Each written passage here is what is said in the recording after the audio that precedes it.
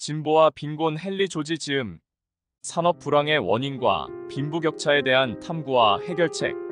오늘날 세계 토지 제도에 큰 영향을 준 경제사상 고전. 아인슈타인, 헬렌 켈러, 톨스토이 추천 도서.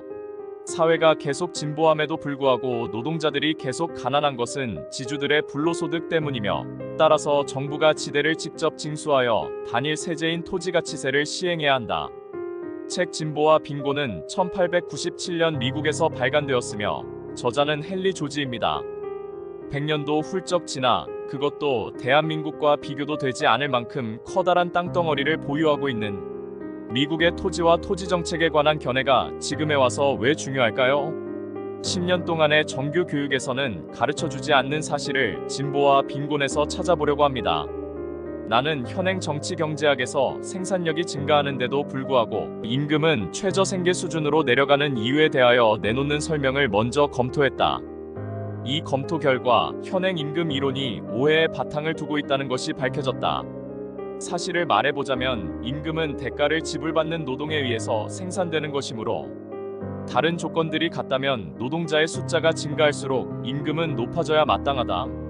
여기에서 우리 탐구는 어떤 이론을 만나게 되는데, 그것은 가장 중요한 경제 이론들이 바탕이면서 핵심을 이루는데 여러 방면에서 사상계에 막강한 영향력을 미쳐왔다.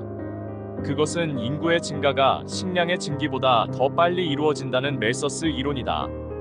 우리의 검토 결과 이 이론은 사실이나 비유적 측면에서 아무런 진정한 근거가 없고, 또 엄중한 검토 앞에서 철저히 반박된다는 결론이 나왔다. 사실 적지 않은 학자들이 현재까지도 멜서스 이론을 들먹이고, 이에 무지한 아큐들이 블로그나 유튜브를 통해 이를 실어 나르고 있습니다. 빈곤에 대한 해결, 부의 분배 초점을 다른 곳에 던져주고 있습니다. 책 진보와 빈곤은 부의 분배에 대해서 검토하고 탐구했으며 그 해결책을 제시한 것입니다. 그러나 부와 권력을 쥐고 있는 사람들은 당연히 유색인종 교육과정에 이러한 이론을 가르칠 일이 없으며, 이런 사실에 대한 부정적 이론만을 부각시킬 뿐입니다. 다만 개인적 견해로는 진보와 빈곤이 진보주의 성향인 사람이나 빈곤에 처해 있는 사람들이 충분히 고민해봐야 할 내용임에는 분명한 듯합니다. 다만 그 견해가 자칫 이데올로기의 올가미로 둔갑될지도 모른다는 염려가 있을 뿐입니다. 다른 관점에서 그 탐구를 시작하면서 나는 일반 노동자 대중의 생활 조건을 개선시키기 위하여 현재 지지되고 있거나 신임되는 조치나 경향을 검토했다. 그 결과 토지를 공동재산으로 만드는 것이 최선의 방법임을 확인했다.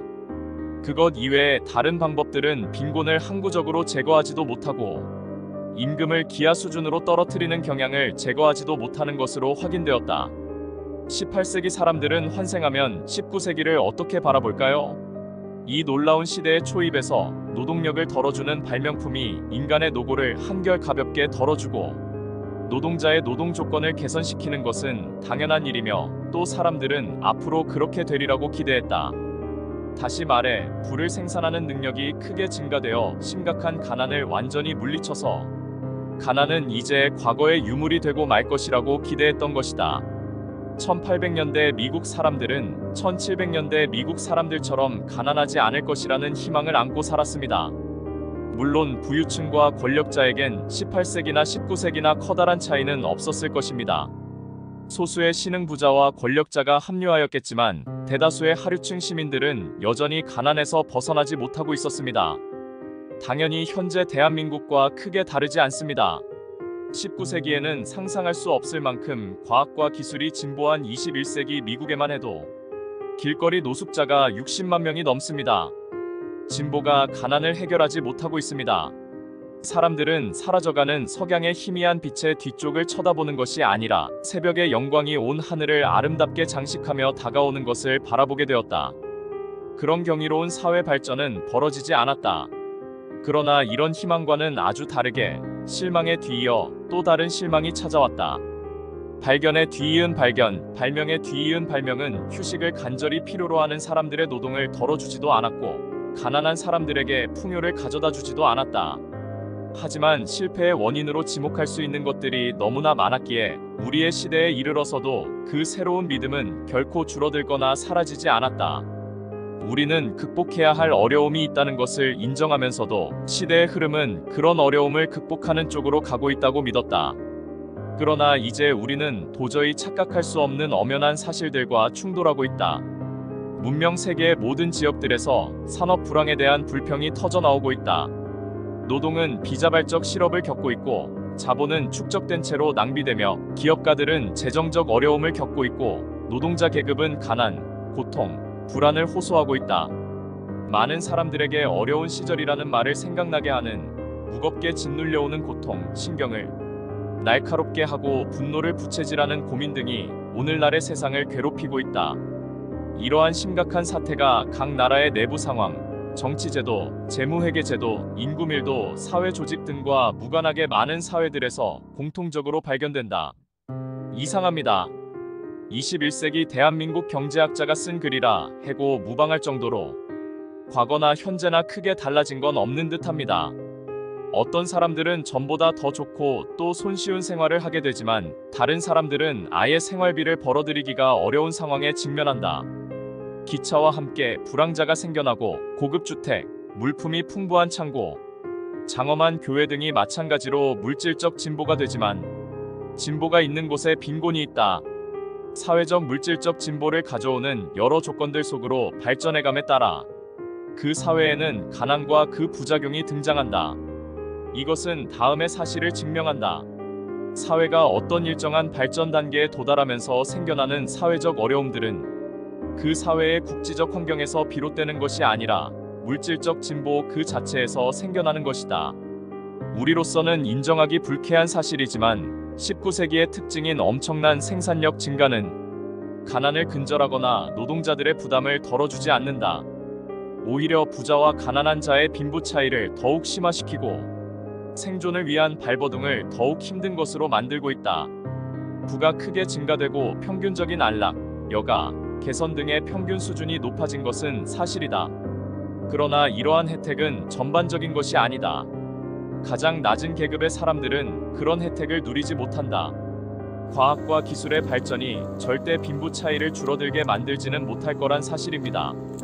기술의 진보가 미래에는 다양한 일자리를 대체할 것이 확실하므로 빈부격차는 더욱 커질 것입니다. 빈곤이란 미래에 대한 준비도 없고 성장을 멈춘 자에게 다가올 그림자가 될 것입니다. 현대 사회는 신분과 계급과는 상관없이 얼마든지 기회를 만들 수 있는 게 사실입니다. 진보와 빈곤의 공존은 현대의 수수께끼. 이처럼 진보와 빈곤이 나란히 어깨동무하고 있다는 것은 우리 시대의 커다란 수수께끼이다. 바로 여기에서 세상을 당황하게 만드는 산업적, 사회적, 정치적 어려움이 생겨난다. 가난한 처지로 떨어질 사람을 교육시키는 것은 곧 그를 반항적인 사람으로 만드는 것이다. 노골적인 사회적 불평등의 기반 위에다 모든 사람은 평등한 존재라고 주장하는 정치 제도를 수립하려는 것은 피라미드를 거꾸로 세워보겠다고 하는 것이나 마찬가지다. 이 질문은 이처럼 중대하고 또 사회의 모든 분야에서 발생하여 우리에게 고통스럽게 호소해오고 있다. 여기서 진보를 단순히 정치적으로 보수와 대립되는 이념인 진보와 헷갈려서는 안 됩니다. 다시 말해 빈곤 문제를 해결할 수 있는 게 보수가 아니란 말입니다. 어떤 경제학의 권위자는 현재의 불황이 과도한 소비 때문이라고 진단한다. 또 다른 권위자는 과도한 생산 때문이라고 말한다. 저명한 저술가들은 전쟁에 의한 낭비, 철도의 부설, 노동자의 임금 인상 투쟁, 은본위제 폐지, 지폐의 발행, 노동을 절약하는 기계의 증가, 단축된 무역 항로의 개설 중에서 어느 것 하나를 지적하면서 그것이야말로 사태의 원인이라고 주장한다. 교수들의 의견은 이처럼 각자 다르다. 그런데 이런 생각들, 가령 자본과 노동 사이에는 반드시 갈등이 벌어진다. 기계는 악이다. 경쟁은 억제되고 이자는 철폐되어야 한다. 정부는 자본을 대주고 일자리를 마련해 주어야 한다 등의 생각들이 심각한 피해를 당하고서 현 사태가 잘못되었음을 날카롭게 의식하는 사람들 사이에서 급속히 퍼져나가고 있다. 이러한 생각들 때문에 최종적 주권자인 많은 백성들이 허풍선이나 대중선동가의 선동에 귀가 솔깃해지게 되는데 이것은 아주 위험한 일이다. 100여 년 전 미국의 상황이 현재 대한민국 상황과 크게 다를 바가 없다고 느껴지는 건 저만 그런 것일까요? 현재도 경제 전문가와 학자들은 서로 다른 상반된 의견과 주장으로 시민들을 헷갈리게 만듭니다. 마치 점쟁이나 기상예보관을 마주하는 기분이 듭니다. 나는 이어지는 페이지들에서 지금껏 그 윤곽을 말해온 이 중대한 문제, 진보와 빈곤의 어깨동무를 정치경제학의 방법을 통하여 풀어보고자 한다. 나는 빈곤을 진보에 연결시키는 법칙, 부가 늘어남과 동시에 빈곤도 증가하는 현상의 법칙 찾아내려 한다. 나는 그 어떤 곤란한 상황도 회피하지 않을 것이고 또 그 어떤 결론에도 위축되지 않고 진실이 나를 이끄는 곳이라면 그 어디든 따라갈 생각이다. 우리는 이 문제, 진보와 빈곤의 어깨동무를 지배하는 법칙을 찾아내야 할 책임이 있다. 오늘날 우리의 번성하는 문명 한가운데서 여자들이 과도한 노동으로 기절을 하고 어린아이들이 영양 부족으로 신음을 하고 있으므로 그 고통에서 구제해 주어야 한다. 철학을 추구하는 사람은 마음이 자유로운 사람이어야 한다. 프롤레마이오스. 위 문장은 제1장에 들어가는 첫 장에 적혀있는 문구였습니다. 한참을 생각했습니다. 그렇습니다. 현재는 많이 달라졌지만 철학을 추구하려면 마음이 자유로운 사람이어야 했을 것입니다. 먼저 신분이 자유로워야 했을 것입니다. 그를 깨우치지 않은 사람에게 철학은 거의 무용지물이나 진배 없을 것입니다. 더불어 경제적으로도 자유로워야 했을 것입니다. 당장에 한 끼가 궁핍한 사람이 철학을 논하기가 그리 쉽지 않을 테니 말입니다. 보편적 자유를 누리고 있는 현대 사회에서는 어떨까요? 저는 마찬가지라고 생각합니다. 다만 누구에게나 기회라는 게 열려 있다는 점이 과거와 현재를 가르는 경계선이 아닐까 생각해봅니다. 안타까운 사실은 이 책에 나오는 모든 내용을 옮길 수 없다는 점입니다. 간단하게 옮긴 서두의 내용으로만 유추해서 책을 추천한다는 게 안타까울 따름입니다. 다시 한번 말씀드리지만 정치적으로 진보와 보수가 가난을 구제해 줄 것이라는 기대는 애초에 하지 않는 것이 좋습니다. 물론 이 글을 읽을 정도의 지식인이라면 빈곤에 대한 걱정도 하지 않겠지만 말입니다. 고전은 타임머신과 같습니다.